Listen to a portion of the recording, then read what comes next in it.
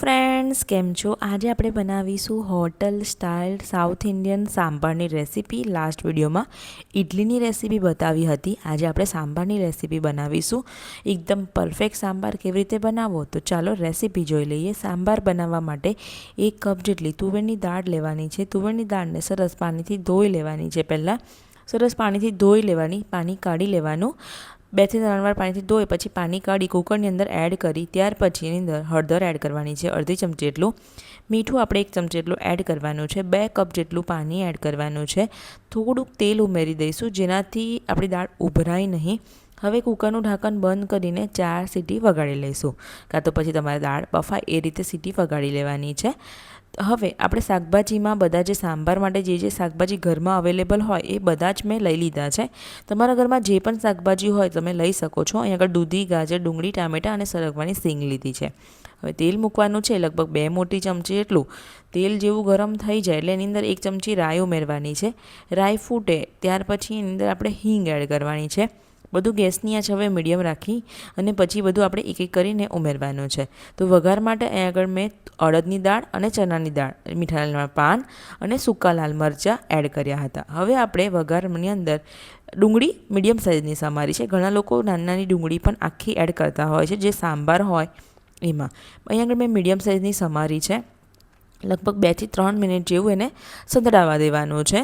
થોડી સંતળાવા માંડે એટલે પછી બાકીના આપણે શાકભાજી ઉમેરી દઈશું. શાકભાજી આ રીતે શેકાવામાં જ ઉમેરી દેવાના અને એ લગભગ ચડી પણ જતા હોય છે, એટલે મેં આગળ બાફવામાં યુઝ નથી કર્યા. અહીં આગળ સરસ તમે 5 થી 10 જ મિનિટમાં તમારા બધા જે શાકભાજી છે તે ચડી જતા હોય છે. અહીં આગળ મીઠું નાખી દેવાનું છે અને આદુ અને મરચાંની પેસ્ટ એડ કરી દેવાની છે. ત્યાર પછી જે બાકીના શાકભાજી છે તમારા મનપસંદના તમે એડ કરી શકો છો. તો અહીં આગળ ગાજર, દૂધી અને સરગવાની જે સિંગ હતી તે બધી જ મેં આની અંદર ઉમેરી દીધી છે. બધું મિક્સ કરી અને લગભગ 5 મિનિટ જેવું ઢાંકીને થવા દેવાનું છે. 5 મિનિટ થઈ ગઈ છે. શાકભાજી એકદમ સરખી રીતે ચડી ગયા છે. આ શાકભાજી ચડી જાય ત્યાર પછી તમારે ટામેટાં ઉમેરવાના છે. ખાસ ધ્યાન રાખવાનું, જો ટામેટાં તમે પહેલાંથી ઉમેરી દેશો તો આ શાકભાજી નહીં ચડે. એટલે આગળ થોડા શાકભાજી 80% જેટલા કૂક થઈ જાય પછી તમારે ટામેટાં એડ કરવાના. અહીં આગળ હવે મસાલામાં હળદર, લાલ મરચું પાવડર એડ કર્યો છે, ધાણા જીરો પાવડર એડ કર્યો છે. સાંભાર મસાલા 2 મોટી ચમચી કોઈ પણ બ્રાન્ડનો યુઝ કરી શકો છો. તે બધો જ એડ કરી હવે ટામેટાં જે સમારીને રાખ્યા હતા તે બધા જ આની અંદર એડ કરી દેવાના છે. સરસ રીતે હવે શેકાવા દેવાનું છે. પાણી એડ કર્યું છે લગભગ 2 કપ જેટલું અને સરસ હવે આ બધું જ ઉકળવા દેવાનું છે. તો અહીં આગળ ઢાંકીને બધો મસાલા સાથે ઉકળવા દઈશું. અહીં આગળ સરસ રીતે દાળ બફાઈ ગઈ છે, તમે જોઈ શકો છો. હવે આપણે દાળને વલોવી લેવાનું છે. અહીં આગળ સાંભારમાં એકલી તુવેરની દાળ જ આપણે ઉમેરવાની છે. દાળને સરસ રીતે તમારે વલોવી લેવાની છે. બફાઈ ગઈ છે સરસ રીતે. જે રીતે તમારે એકદમ સરસ રીતે વલોવી, થોડુંક પાણી નાખીને એટલે સરસ રીતે એકદમ સ્મૂથ ટેક્સચર આવે ત્યાં સુધીને આપણે વલોવી અને તૈયાર કરી લઈશું. તો તમે જોઈ શકો છો અહીં આગળ દાળ એકદમ પરફેક્ટ રીતે મેં વલોવી અને તૈયાર કરી લીધી છે. તમે 1 કપ દાળમાંથી તમે આરામથી 5 થી 6 વ્યક્તિ માટે સાંભાર બનાવી શકો છો. ઇડલી સાંભાર બનાવીએ તો સાંભાર થોડો વધારે યુઝ થતો હોય, તો બધી જે બાફેલી દાળ છે તે બધી એડ કરી ફરીથી 3 કપ જેટલું પાણી, ટોટલ મેં 4 કપ જેટલું પાણી ઉમેર્યું છે. હવે મીઠું એડ કરવાનું છે સ્વાદ પ્રમાણે.